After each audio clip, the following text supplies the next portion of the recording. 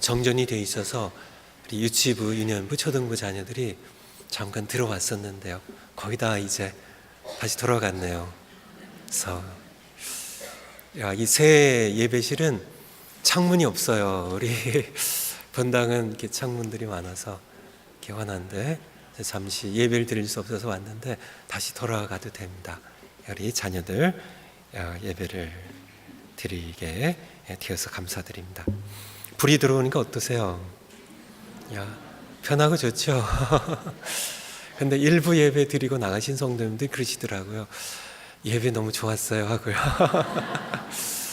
그래서 우리도 사도 바울처럼 우리가 풍부에도 처할 줄 알고 궁핍에도 처할 줄 알고 우리가 일체의 비결이었다고. 그래서 이렇게 일부 예배 드릴 때는 꼭 초대교회 성도님들이 동굴에서 예배 드리는 것처럼 참 좋았습니다. 열심히 막 불들 켜주시고 막 마이크 막 이렇게 해주시고 하셔서 이렇게 예배를 잘 드릴 수 있었습니다. 그런데 불이 들어오니까 또 너무 좋네요. 하나님께 감사드립니다. 주보 안에 설교약 보시면서 함께 하나님 말씀 드리시겠습니다. 오늘 선교관은 세 번째 말씀입니다. 첫 번째 말씀이야. 선교란 뭐예요? 복음, 곧 예수님을 전하는 겁니다. 그렇죠? 예수님 없는 복음은 복음이에요? 복음이 아니죠. 예수님이 복음이에요. 예수님 없는 복음은 복음이 아닙니다. 그래서 복음, 곧 예수님을 전하는 것이 선교라고.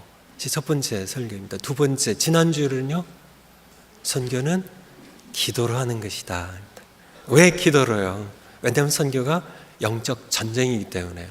영적 전쟁이 있는데 우리의 적이 누구라고요? 간계에 능한 또 강한 존재인 사탄이기 때문에, 또 그를 추종하는 악한 영의 세력들이기 때문에 우리가 우리의 힘만으로는 싸움을 이길 수 없기 때문에 위로부터 부어주시는 권능이 필요하기 때문에요. 기도라는 것은 지상에서 벌어진 영적 전투를 하늘로 연결하는, 하나님의 권능을 흘러들어오게 하는 통로이기 때문에 선교는 기도로 해야 된다고. 오늘 말씀은요, 이 모든 선교를 누가 통솔하세요?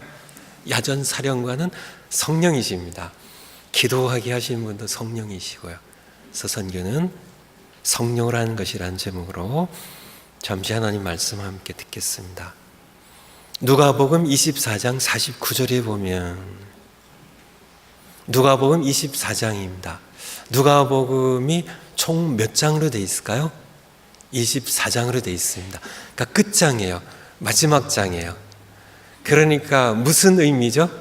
예수님이 22장에서 겟세마네 동산에 기도를 하시고 23장에서 체포돼서 십자가에 못 박혀 죽으시고요. 24장은요, 부활하신 일입니다. 부활하신 예수님이 하신 말씀이랍니다. 부활하신 예수님께서 볼지어다 내가 내 아버지께서 약속하신 것 누구실까요? 성령이시죠. 너에게 보내리니 너희는 위로부터 능력이, 성령이 임하시면 능력으로 입혀지는데요. 이 성이 어느 성이에요? 예루살렘 성에 머물라 하시니라. 첫 번째, 기다리라입니다. 죽음에서 부활하신 예수님 만났을 때, 그리고 성경을 통해 그리스도의 고난과 부활이 깨달아졌을 때, 모두 누가복음 24장 통해 우리에게 주신 말씀입니다. 그들은요, 사도들은요, 기쁨이 넘쳐서 뛰쳐나가 예수님 곧 복음을 전하고 싶었을 것입니다. 그런데 예수님께서는 예루살렘 성에 머물며 기다리라고 하셨어요. 예루살렘에 구시가지에 가보면, 저도 작년에 가을에 처음 예루살렘을 방문을 했습니다. 여러분의 은혜 때문에요. 가서 구시가지, 그러니까 예수님이 걸으셨던 2000년 전 예수님께서 빌라도 법정에서 십자가 처형, 사형 선고를 받으시고 거기서 채찍질 당하십니다. 그래서 이 채찍질은 로마 제국의 역사 문헌에 의하면 채찍질을 맞다가 십자가에 처형되기 전에 채찍질을 맞다가 죽는 사람들도 많이 생길 만큼 참혹하고 처절한 채찍질입니다. 그 역사 기록에 의하면 흰뼈가 드러날 만큼 자리 찢기고 피투성이가 되는 그런 채찍질을 당하시고 본인이 못 박힐 십자가를 지고 이제 빌라도 법정입니다. 안토니아 요새라고 하는 그곳에 빌라도가 머물던 그런 관저에서 거기에서 십자가를 지시고 이제 골고다 언덕까지 가시는 그 길을 비아 돌로로사라고 그래요. 비아라는 것은 라틴어로 길이란 뜻이고요. 돌로로사는 슬픔의 길, 고통의 길, 그런 고통의 그런 뜻입니다. 사진을 제가 좀 준비해 봤는데요. 그래서 이게 잘 안 보이네요. 이게 성전 앞에 분들만 볼 것 같은데, 이게 안토니아 요새예요. 여기에서 예수님께서 채찍질을 당하시고요. 골고다 언덕까지 가는 길을 비아 돌로로사라고 그래요. 그래서 그렇게 다음 사진. 그래서 이건 보이죠? 비아 돌로로사. 지금 잘 보이네요. 비아 돌로로사. 이 길이 이게 길이란 뜻이고 이게 슬픔, 고통 그런 뜻입니다. 다음. 이게 이 돌들이 아주 오래된 돌인데 이 길이 비아 돌로로사예요. 이 길을 예수님께서 십자가를 지고 채찍에 맞으면서 피 흘리시면서 걸으셨던 길입니다. 다음 사진. 그래서 이 밖에 돌들은 예수님이 십자가 지신 이후에 수백 년이 지난 다음에 로마 제국에 의해서 다시 갈려진 돌이고요. 그러니까 예수님이 걸으셨던 십자가 지시고 골고다까지 가신 길이 흙길이 아니에요. 흙길이 아니라 이렇게 돌로 가보니까 다 길이 돌들로 깔렸는데 요 안에 돌들은 어쩌면 예수님께서 피 흘리며 십자가 지고 걸어가셨던, 맨발로 걸어가셨던 그때 돌들일 가능성이 있다고 그러네요. 요 안에 돌들은. 다음 사진. 마지막 사진인데요. 예수님께서 또 패션 오브 더 크라이스트의 한 장면입니다. 비아 돌로로사 이렇게 피를 흘리시면서 채찍에 맞고 그 길을 걸어가셨습니다. 감사합니다. 이것을 이렇게 목격했던, 목도했던 제자들, 그들은 너무 깊은 절망에 빠졌을 겁니다. 당연하죠. 그들의 절망은 너무 깊었을 겁니다. 그들의 슬픔은 너무 컸을 거예요. 예수님께서는 저렇게 십자가 지고 가셔서 조롱과 모욕 속에 못에 박히셔서 피 흘려서 십자가에서 돌아가셨습니다. 그리고 시신이 되어서 예수님은 끌어져 내려지셨고 그리고 무덤에 묻히셨죠. 그랬을 때 제자들, 우리의 마음도 너무 무겁고 슬픈데요. 그것을 직접 목격해야 했던, 겪어야 했던 사도들의 마음은 얼마나 아프고 절망 가운데 무너지는 그 깊은 절망 속에 빠져있던 그들 앞에 누가복음 24장입니다. 예수님께서 그렇게 시신이 되어서 죽은 몸으로 묻히신 예수님께서 살아나셔서 부활하셔서 그들 앞에 섰을 때 제자들이 받았을 충격이 얼마나 컸을지, 그들은 소름이 끼칠 만한 전율 가운데 정말 이것이 꿈인지 생시인지 너무 기뻐서 믿을 수 없었다 하신 말씀처럼 너무 큰 기쁨 때문에,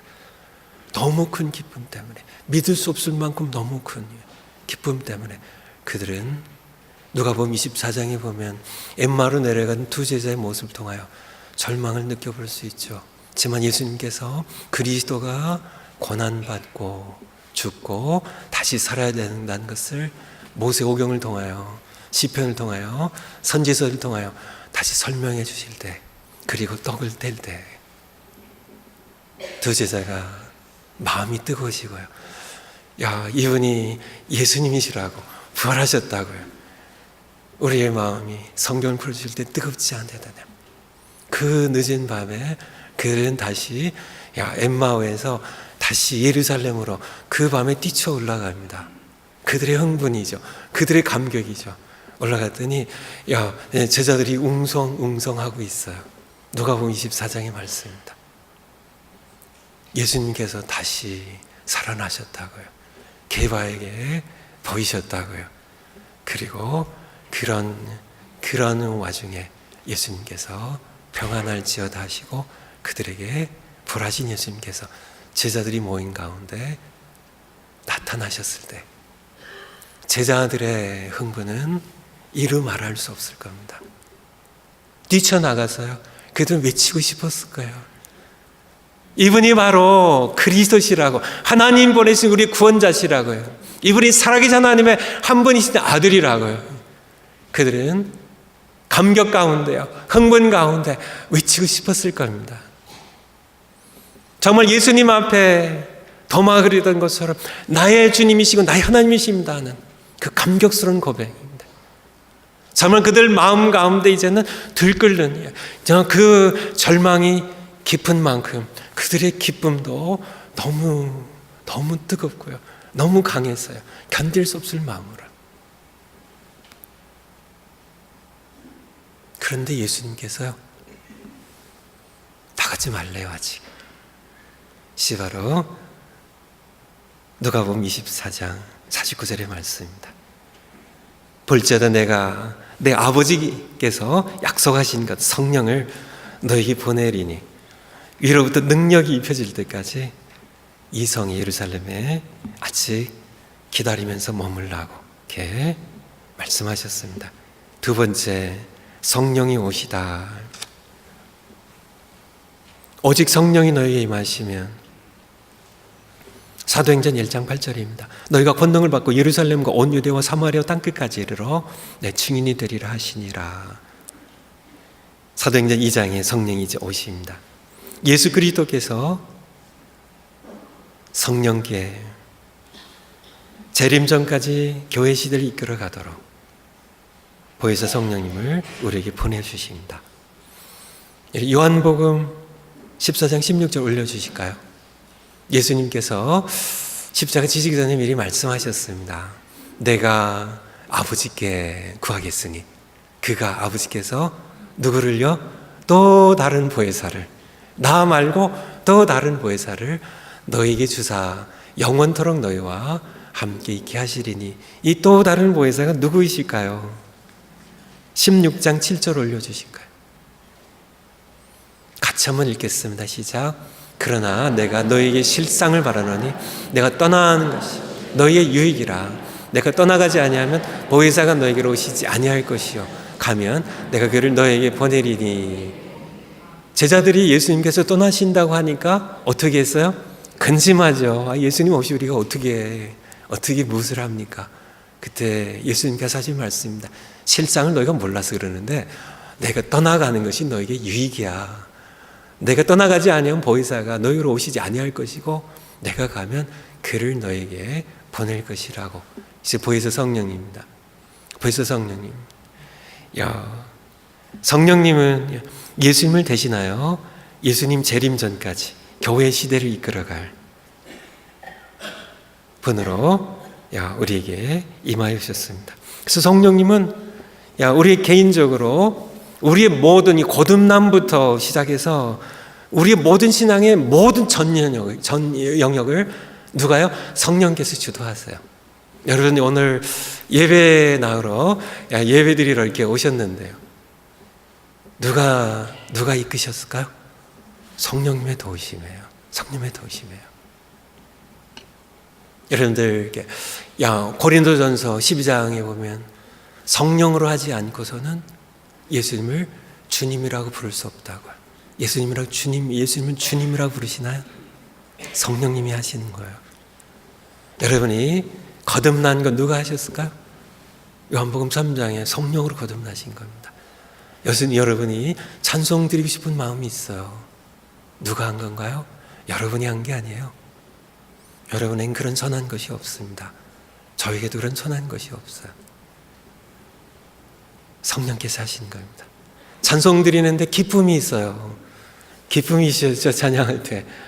그게 누가 주신 걸까요? 여러분이 워낙 착해서요. 성령께서요. 우리의 모든 영역입니다. 성경 읽고 싶은 마음이 드는가요? 성령께서요.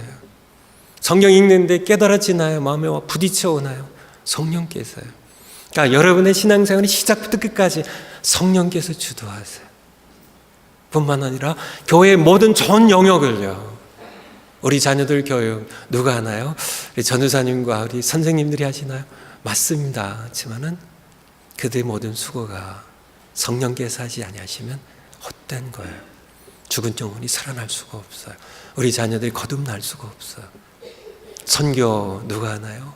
성령님의 모든 교회의 모든 부분을요. 교회의 모든 부분을 성령께서 이끌어 가심을 우리가 분명하게 알고 또 신앙생활을 해야 되는데요. 그러나 성령이 오신 주된 이유는 다 하시지만은요. 봉사도 다 전부 모두 하시지만은 성령이 오신 가장 중요한 이유는 선교 곧 예수님을 증언하기 위하여 오셨습니다. 요한복음 15장 26절 같이 한번 읽겠습니다. 시작. 내가 아버지께로부터 너희에게 보낼 보혜사 곧 아버지께로부터 나오신 진리의 성령이 오실 때 그가 나를 증언하실 것이요. 아멘. 그가 진리의 성령 보혜사께서 누구를요? 예수님을 나를 증언하실 것이요. 예수님 누구의 증언을 받으세요? 이 시대에는 성령께서. 누가 예수님을 증거하세요? 성령께서. 성령은 예수 그리스도를 증언하는 영으로 이 세상에 오셨습니다. 세 번째, 그러므로 선교는 성령이 주도를 하셔야 돼요. 제자들을 동역자로 부르시되 공생의 사역을 예수님이 직접 주도하셨듯이 성령께서도 오늘날 선교를 직접 주도하신다는 얘기입니다. 예수님께서 공생에 보내시면서 제자들하고 의논하셔서 이제 우리가 유대 땅에서 갈릴리로 돌아갈까? 그게 의논했을까요? 그게 안 하시지 않으셨습니다. 예수님이 앞서가시면 따라가는 겁니다. 나를 따라오너라 하신 말씀처럼요. 예수님 우리가 둘씩 나가서 전도할까요? 예수님께 건의해가지고 예수님께서 동의하셔서 나간 게 아니고요. 그냥 예수님께서 둘씩 짝지어서 동네마다 복음 들고 나가서 전하라고 보내신 겁니다. 예수님께서 공생애를 그의 모든 사역을 주도하셨던 것처럼 교회 시대에 마찬가지 성령께서 우리를 동역자로 사용하시되 성령께서 주도하신다는 사실을 성경 구절을 통하여 우리 한번 마태복음 4장과 사도행 1장을 좀 비교해 보겠습니다. 예수님께 제자를 부르실 때 공생에 동역하시기 위해서 말씀하시되 나를 따라오너라 내가 너희를 사람을 낚는 어부가 되게 하리라. 사람을 낚는 어부가 되는 것 누가 하는 건가요? 본인들이 되고 싶어서 하는 건가요? 예수님께서 되게 하시는 건가요? 예수님께서 되게 하시는 겁니다. 마찬가지예요.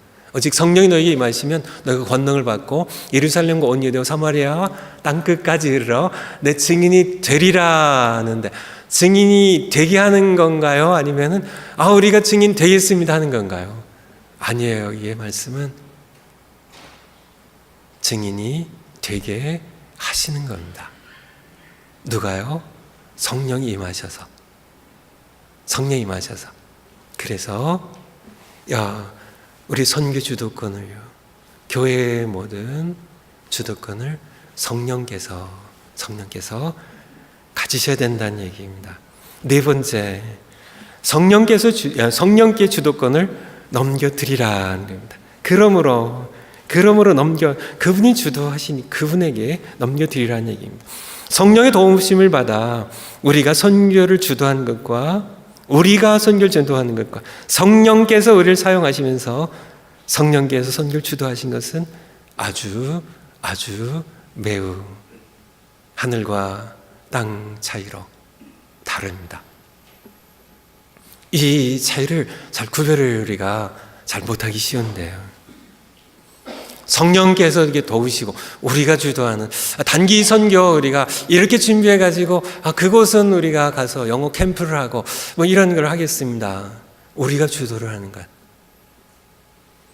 우리가 하고 싶은 선교를 하는 것, 우리가 하고 싶은 대로 일정을 짜는 것, 우리가 성령의 도우심을 받아서 우리가 주도하는 것과 성령께서 계획하게 하시고 성령께서 친히 모든 것들을 발걸음을 인도하게 하시는 것과는 하늘과 땅 차이가 있다는 것을 우리는 그것을 잘 구별 못하지만은 그것은 너무 큰 차이가 있다는 사실을 우리는 기억을 해야 합니다.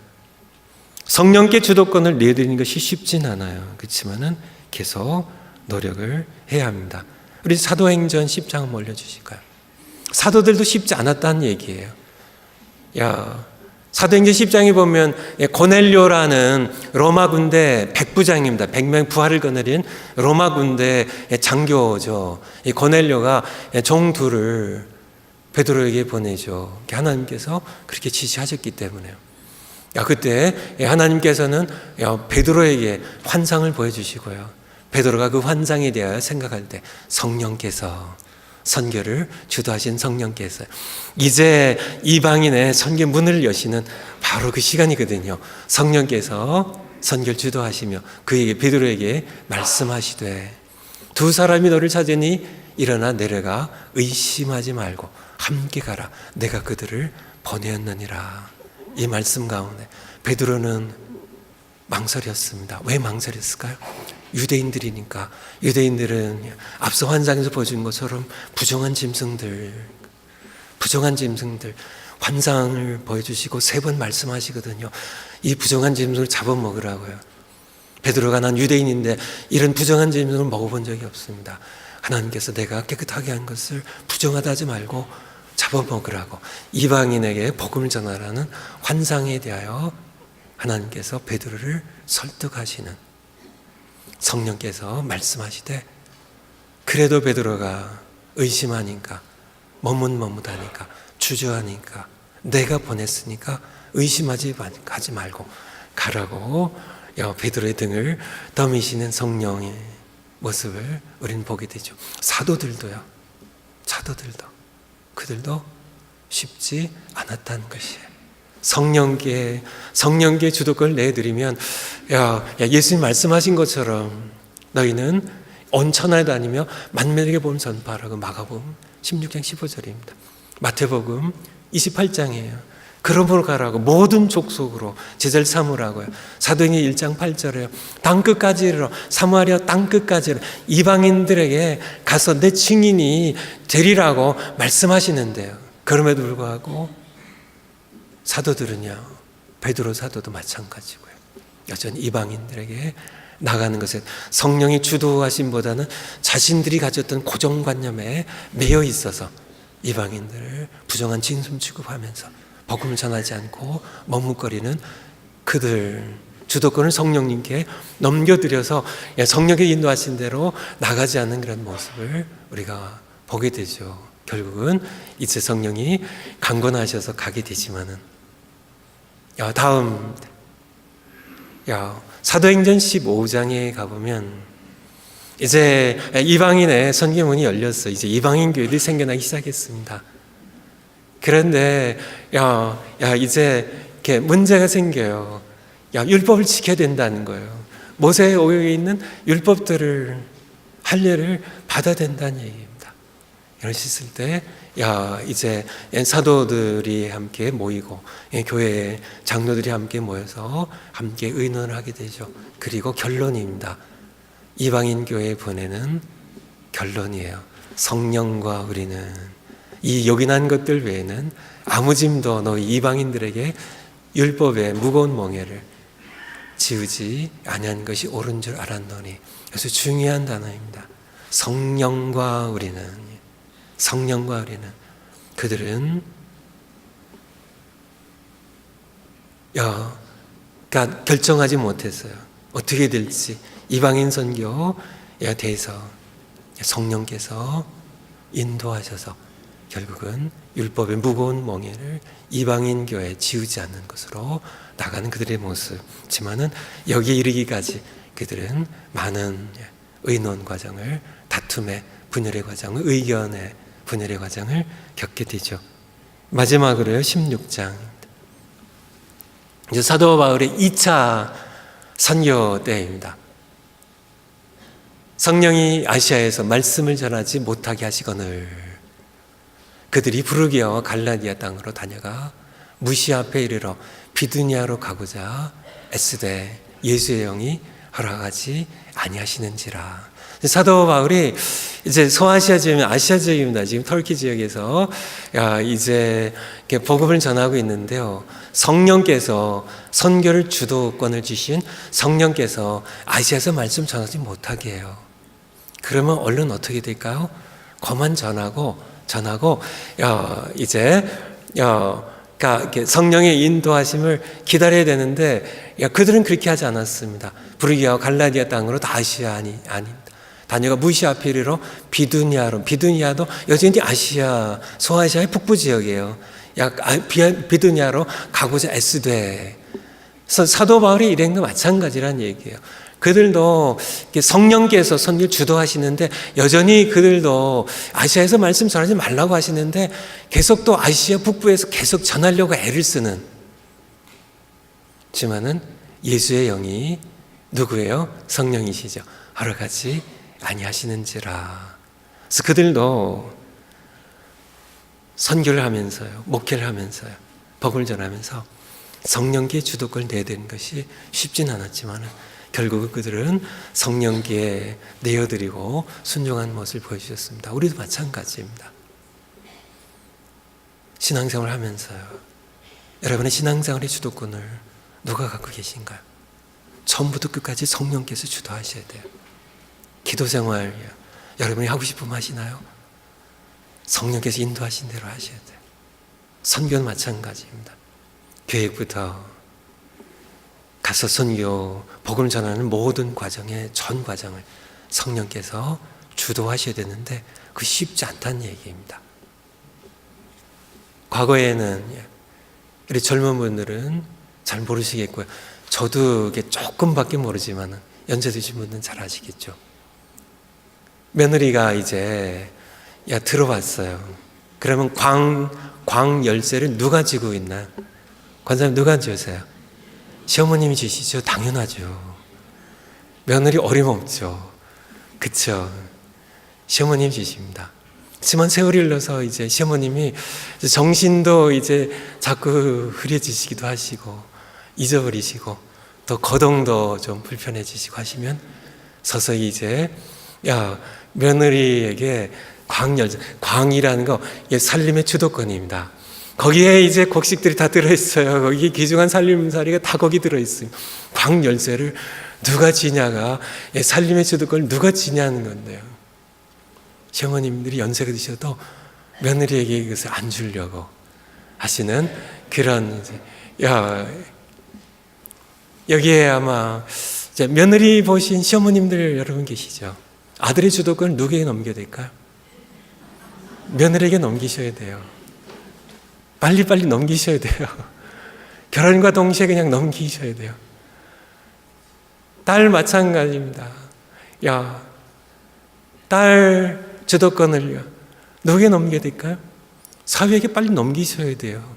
그래야 이 딸 내외가 행복해요.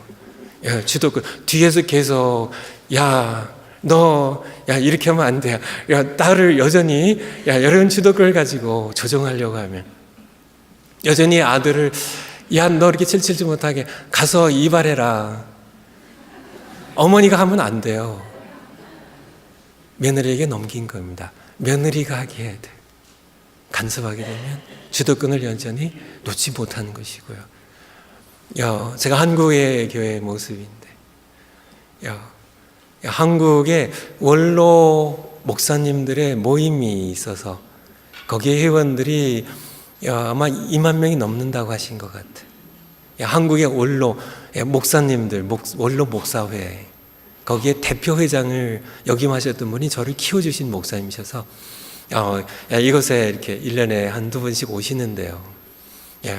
오셨을 때 그런 얘기를 저에게 하셨습니다. 한국에 은퇴하신 원로 목사님들의 우리 목사님, 우리 최복기 목사님의 말씀에 하면 99%가 속이 부글부글 끓으신대요. 철없는 후임 목사님들. 맞습니다. 저도 철없이 시작했으니까요. 지금 철이 들까 말까 하는데요. 철부지 목사님들 속이 부글부글 다 끓으신대요. 근데 원로 목사님들 잘못하시는 겁니다. 아무리 후임 목사님이 철없어도 주도권을 성령님께 넘기셔야 돼요. 성령께서 하시도록. 후임 목사님 여전히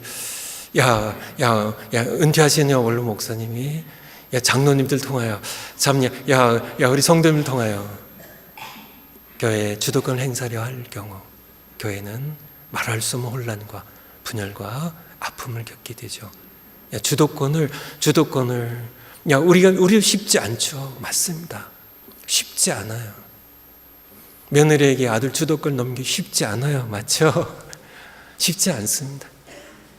쉽지 않아요. 그럼에도 불구하고 우리는 성령님께 주도권을 넘기셔야 돼요. 넘기시지 아니하시면 서로가 불행해져요. 성령님을 믿고 넘기시는 우리 신앙생활 마찬가지입니다. 목회도 마찬가지. 오늘 설교를 성령에 관한 설교를 하잖아요. 그래서 이 성령님에 관한 설교를 하면서 이 설교의 주도권을 제가 성령님에 관한 설교를 하면 성령님께 주도권을 넘기자는 설교를 하면서 제가 주도권을 가지고 설교를 하면 어떻게 되겠어요? 말이 안 되잖아요. 말이 안 되잖아요. 그래서 오늘 아침에는 이제 저희 기도의 주된 내용이 이게 뭐 다른 예배도 아니고 성령님께 주도권을 넘기자는 그런 그 설교를 하면서 제가 주도해야 되겠습니까? 성령께서 주도하세요. 그리고 일부 예배를 시작하는데 불이 나가더라고요. 그래서 제가 기도를 너무 세게 했나? 아니면 성령께서 그래 한번 너 해봐라. 성령 그래서 이렇게 사진도 없이 이렇게 임시를 이렇게 해주신 츠마는 그런 가운데도 불도 없이 컴컴한 동굴 같은 데서 성령님의 은혜로 예배를 잘 드렸습니다. 쉽지 않아요. 저도 목회 주도권을 성령님께 넘겨드린 것이 제가 하고 싶은 것이에요. 다 하나님을 위해서 한다고 하지만은 제가 성령 하나님을 앞서서 제가 하기 때문에 또 교회에 이렇게 혼란들도 오고 또 여러 가지 이렇게 복잡해지는 그런 제가 이렇게 성령님을 뒤에서 바짝 따라가기만 하면 그분이 가시면 저도 가고 멈추면 저도 멈추는 쉽지 않아. 그렇지만은 사도들이 그들도 쉽지 않았지만은 성령님의 인도하심 따라 성령과 우리와 성령이 아니고 성령과 우리는 성령께서 아시아에서 말씀 전하지 못하게 하시거늘 그러면은 얼른 말씀 멈추고 성령께서 어디로 인도하지? 유럽 대륙 마게도냐를 인도하시는구나 하시면은 바로바로 따라가는 우리 교회와 또 제가 되었으면 합니다. 다섯 번째, 성령이 주도하시면 선교회, 목회에 여러분의 신앙생활에 권능이 임합니다. 오늘 사도행전 1장 8절 말씀에 오직 성령이 너희에게 임하시면 너희가 권능을 받고 그래서 성령이 우리에게 임하신 권능이 듀나미스라는 단어인데요. 여기에서 다이나마이트라는 그런 단어가 나온 겁니다.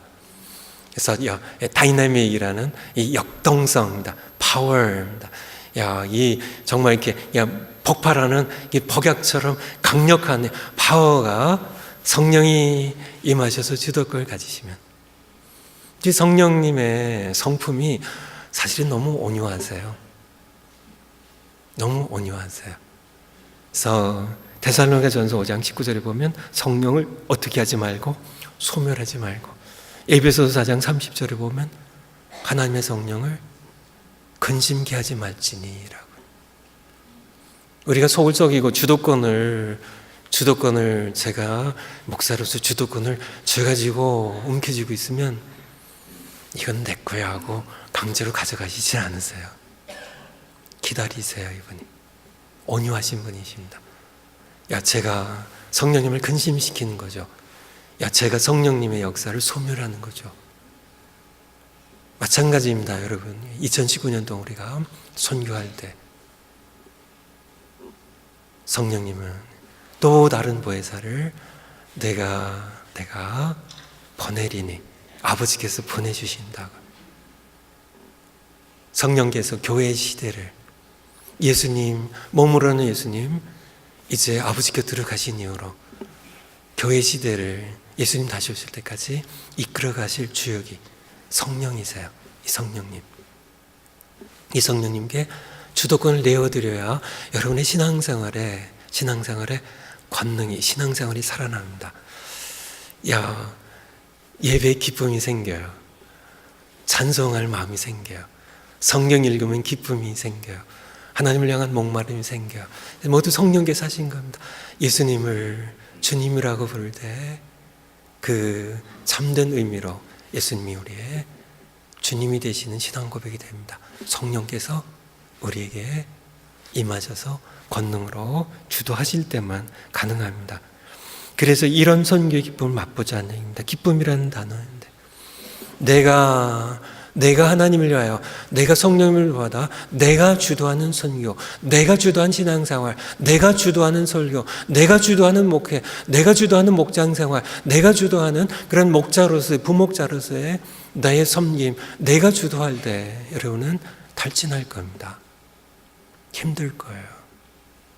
리어카를 낑낑대고 무거운 짐을 끌고 가는 것처럼 땀을 뻘뻘 흘리면서 수건을 동겨매고 땀을 흘리면서 성령이 임하시면, 성령이 주도하시면 권능이에요. 파워가 정말 그 힘 있는, 파워 있는 그런 자동차처럼 여러분의 목회가, 목장이에요. 여러분의 선교가. 그래서 그 차이를 어떻게 알 수 있나? 기쁨이에요. 낑낑대고 하는 그런 게 아니라, 야, 어떻게 느낄 수 있나? 기쁨이, 여러분의 신앙생활에 기쁨이 있으신가요? 성령이 함께 하셔서 그래. 탈진하시나요? 여러분이 하려고 하니까 그래요. 주도하니까. 선교 마찬가지입니다. 기쁨으로요. 성령 임하시면 권능이 있습니다. 복음 전파에 권능이 있어요. 듣는 사람들, 반항한 사람들은, 거절하는 사람들은, 배척한 사람들은 배척하지만은요, 하나님께서 구원하시기로 은혜를 베푸신 사람들은 그 마음이 변화돼요. 마음들이 열려요. 자, 하나님의 말씀이 들려요. 하나님의 살아계심이 느껴져요. 예수님께 십자가에 못 박혀 죽으시고 부활하신 것이 믿어져요. 권능이 임하시면. 그래서 구원의 기쁨이요, 감격이 있어요.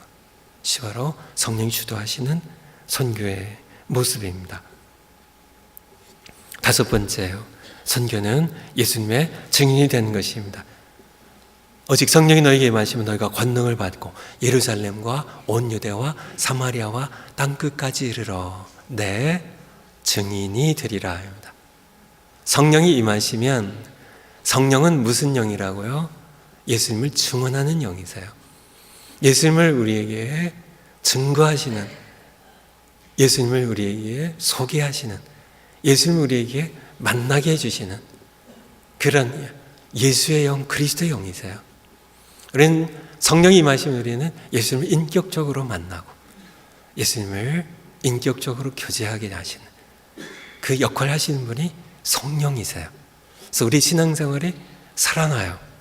새끼가 돌기 시작해요. 야, 그냥 형식만 있는 껍데기만 있는 딱딱한 종교생활, 죽은 생활이 아니라 살아있는, 생명이 있는, 생동하는, 기쁨이 있는, 능력이 많은, 위로부터요 하나님의 능력이 임하는 신앙생활이, 신앙생활이 이런 것이었구나. 그쵸? 누가 임하시면 생명의 성령입니다. 그분의 이름이 진리의 영이시기도 하고 생명의 성령이에요. 생명의 성령. 로마서 8장 2절에 생명의 성령입니다. 그분이 임하시면 살아나요. 그런 선교를 하는 그런 예수님께서 우리에게 인격적으로 임하시는, 누가 임할 때요? 성령이 임하실 때. 그리고 우리는 증인이 됩니다.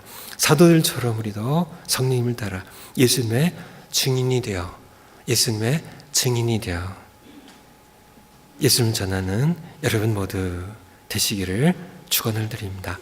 함께 하신 성령님을 인하여 권능이 나타날 것입니다. 7번째, 숙제입니다. 숙제. 사도들처럼 아버지의 약속하신 성령을 구하기. 예, 아니요를 이번에 좀 넣습니다. 여러분은 잘 못 믿겠어서요. 그냥 듣고, 그냥 이렇게 설교 듣고, 이때는 그냥 할게요 하는 그런 마음 갖다가 일어나서 가면은 그실 수 있는 분들이 많을 것 같아서, 정말 숙제 안 하실 분은 오늘 하나님 앞에서요, 아니요라고 동그라미 치시고 숙제하지 마세요. 아니, 안 할 거면은 확실하게 솔직하게 아니요라고 동그라미 치시고 하셔야지, 그냥 은근히 슬쩍 그냥 설교 듣고 가셔서 안 하시면 좀 솔직하지 않잖아요. 하나님 앞에 솔직하게 나 이거는 안 하겠습니다, 아니요 표시를 하세요. 그러면 안 되겠죠. 하나님께 엄청 혼날 겁니다. 그러니까 예라고 이렇게 하세요. 예라고 표시를 하셔야, 그래야 숙제를 하게 돼요. 그냥 넘어가면 그냥 하겠습니다 하고, 그리고 설교 끝나고 예배 끝나고 돌아가시면 안 할 가능성이 95%입니다. 제가 너무 의심이 많은 도망가요. 그러니까 이렇게 예로 하고요. 금요일 저녁부터 시작되는 선교대회 참석하기입니다. 이것도 예 동그라미를 하세요. 정말 이렇게 저는 뭐 이렇게 출장 가기 때문에 뭐 이렇게 미국 이렇게 떠나서 다른 데 가기 때문에 못합니다 하는 분 아니요라고 당당히 하시고요. 그렇지 않은 분들은 예라고 목숨 걸고 나오세요. 그래서 선교대 금요일 날 7시예요. 7시에. 그리고 마지막 숙제는 성령님의 인도를 따라 내가 만난 예수님을 성령님이 만나게 하세요. 그래서 거듭나게 하시죠. 예수님을 전하기 예에 동그라미 하시 바랍니다. 기도하겠습니다. 하나님 감사드립니다. 저희들 성령님으로 거듭나게 하시고 성령님의 증거하심 따라 예수님의 인격적으로 만나게 하시고, 지만은 우리가 거듭난 후에 우리 신앙의 주도권을 성령님께, 예수님도 성령님께 교회 주도권을 맡기고 떠나셨는데, 우리가 우리 신앙의 주도권을, 교회 주도권을 우리가 쥐고 성령님을 근심하게 하는 그런 신앙생활이 참 많았고, 또 그런 목회생활이 저에게 참 많았습니다. 용서해 주세요. 저희들 불쌍히 해주세요. 성령님께 주도권을 넘겨드립니다. 우리 신앙생활을, 기도, 예배, 찬송, 전도, 봉사 모든 것들 다 주도해 주시고 우리가 따라가겠습니다. 선교도 성령님께 모든 주도권을 넘깁니다. 교육부터 돌아오는 모든 것까지 주님께서 주도해 주시고 성령을 통하여 주도해 주시고 우리가 믿음으로 따라가는 그런 겸손한 저희들 되도록 인도해 주시옵소서.